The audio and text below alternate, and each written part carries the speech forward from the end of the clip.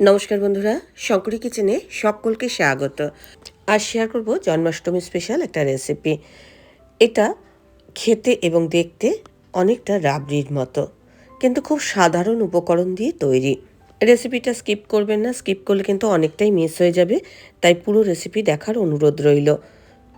আর যদি আপনারা এই রেসিপিটা ট্রাই করেন, অবশ্যই কমেন্ট বক্সে কমেন্ট করে জানাবেন আপনাদের কেমন লেগেছে। রেসিপিটা শুরু করার আগে আপনাদের একটুখানি দেখিয়ে দিচ্ছি।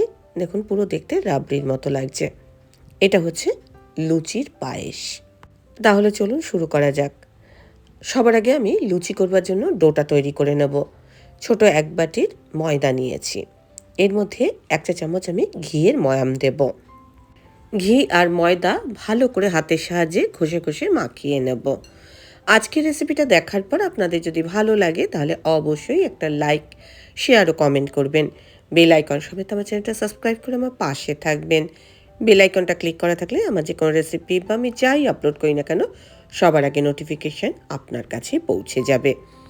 ময়ামটা খুব ভালো করে দিয়ে তারপরে অল্প অল্প জল দিয়ে আমি একটা ডো তৈরি করে নেব। যেমন লুচি করবার জন্য ডো তৈরি করতে হয়, এই ডোটা একদম ঠিক সেই রকমই হবে। ডোটা খুব শক্ত হবে না, আবার একদম নরমও হবে না।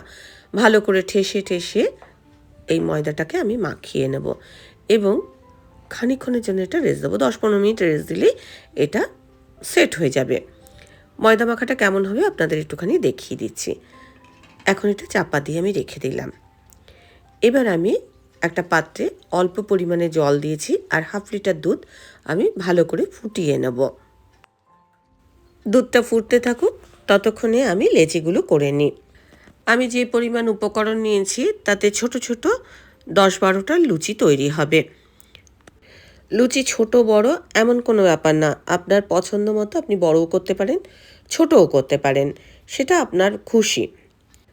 লেচিগুলো তো তৈরি হয়ে গেছে। যদি 2-4টে লুচি বেশিও হয় তাতে অসুবিধা নেই, আলাদা সরিয়ে রাখতে পারেন।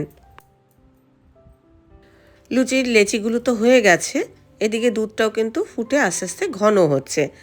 এটা আমি কম আঁচে বসিয়ে দিয়েছি আর মাঝে মাঝে নাড়াচাড়া করে দিচ্ছি।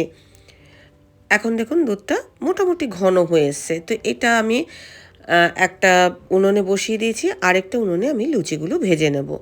লুচিগুলো সাদা তেলে ভাজবো, তেলটা গরম করতে দিয়ে দিয়েছি আর সেই ফাঁকে লুচিগুলো আমি ভেজে নিচ্ছি। যেমন লুচি বেলা হয় ঠিক সেরকমই লুচি বেলা হবে। জাস্ট আমি লুচিটা তৈরি করে নেব। লুচি কিন্তু আপনারা ঘিতেও করতে পারেন, আবার সাদা তেলেতেও করতে পারেন। তেলটা গরম করে নিয়েছি, তারপরে আমি এক এক করে লুচিগুলো ভেজে নেব।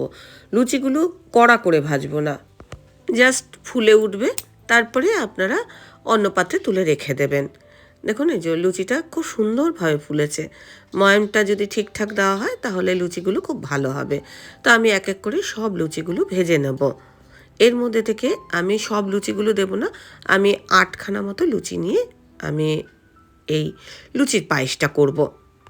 লুচিটা করতে করতে আমি কিন্তু দুধটাও একটু নাড়াচাড়া করে দিয়েছি, যাতে এর মধ্যে সর না পড়ে যায়। দুধটা তো বেশ ঘন হয়েই গেছে। এদিকে লুচিগুলো আমি এখন কেটে নেব। হাত দিয়ে ছিঁড়ে ছিঁড়েও এটা করতে পারেন, তবে আমি এরকম ছুরি দিয়ে কেটে নিচ্ছি, তাতে দেখতে বেশ ভালো হবে। আর আমি লুচিগুলো একদম চৌকো চৌকো করে কাটছি, যাতে মনে হয় প্রত্যেকটা পিস এক একটা সর। যখন লুচির পায়েসটা খাওয়া হবে মনে হবে এই যে লুচিগুলো, এগুলোকে সরের টুকরো মনে হবে। একসঙ্গে 4টে লুচিকে আমি টুকরো করে নিয়েছি, আবার 4টে লুচিকে একসঙ্গে টুকরো করে নেব। আমি 1/2 লিটার দুধ নিয়েছি, আমি 8খানা লুচি দিয়ে এই লুচির পায়েসটা করছি। যে লুচিগুলো এক্সট্রা রয়েছে সেগুলো কিন্তু ঠাকুরের ভোগেও আপনারা নিবেদন করতে পারবেন। দুধটা দেখুন এখন যেই রকম অবস্থায় আছে, এই রকম অবস্থাতে আপনারা লুচিগুলো দিয়ে দেবেন এবং লুচিগুলো দেওয়ার পর 5-7 মিনিট এটা ফোটাতে হবে। লুচিগুলো যেন একদম নরম হয়ে যায় এরকমভাবে ফোটাতে হবে। 5-7 মিনিট ফোটার পর আপনারা একটুখানি চেক করে দেখবেন লুচিটা সেদ্ধ হয়েছে কি না। লুচিটা দেওয়ার পর দুধটাও কিন্তু আস্তে আস্তে ঘন হবে, একটু মাঝে মাঝে নাড়াচাড়া করে দেবেন। এখন কিন্তু লুচিটা সেদ্ধ হয়ে গেছে, তাও আমি একটু চেক করে দেখব। লুচিটা সেদ্ধ হওয়ার পর তারপরে মিষ্টিটা অ্যাড করবেন, না হলে লুচিটা সেদ্ধ হতে চাইবে না। এবার আমি এর মধ্যে 50 গ্রাম মিছরি দেবো। চিনি দিয়েও করতে পারেন, তবে মিছরি দিয়ে করলে এর টেস্টটা খুব ভালো হবে। মিছরি দেওয়ার পরও এটা 3-4 মিনিট আমি ফোটাবো। মিছরিটা গলে যাবে। হাফ লিটার দুধের জন্য 50 গ্রাম মিছরি হলেই হয়ে যাবে। 1 চিমটি এলাচ গুঁড়ো দিলাম। আর এর মধ্যে আমি যেটা দেব সেটা হচ্ছে গোলাপ জল। এখানে 1 চা চামচ গোলাপ জল দেব এবং এটা নামিয়ে ফেলব। ভালো করে মিশিয়ে নেব। ব্যাস, রেডি হয়ে গেল লুচির পায়েস। এটা যত ঠান্ডা হবে তত কিন্তু আরও ঘন হয়ে যাবে। প্রত্যেকটা টুকরো এক একটা সরের মতো লাগবে। এখন কিন্তু দুধটাও অনেকটা ঘন হয়ে গেছে। এটা যত ঠান্ডা হবে আরও কিন্তু ঘন হয়ে যাবে। এরকম পাতলা পাতলা অবস্থাতেই কিন্তু এটা নামাতে হবে। তাহলে জন্মাষ্টমী উপলক্ষে আপনারা এরকম লুচির পায়েস বানাচ্ছেন তো? যদি এটা ট্রাই করেন তাহলে অবশ্যই কমেন্ট বক্সে কমেন্ট করে জানাবেন আপনাদের কেমন লেগেছে। আর রেসিপিটা ভালো লাগলে অবশ্যই একটা লাইক দেবেন, প্রচুর প্রচুর শেয়ার করবেন। আমার চ্যানেলটা ভালো লাগলে অবশ্যই সাবস্ক্রাইব করে আমার পাশে থাকবেন।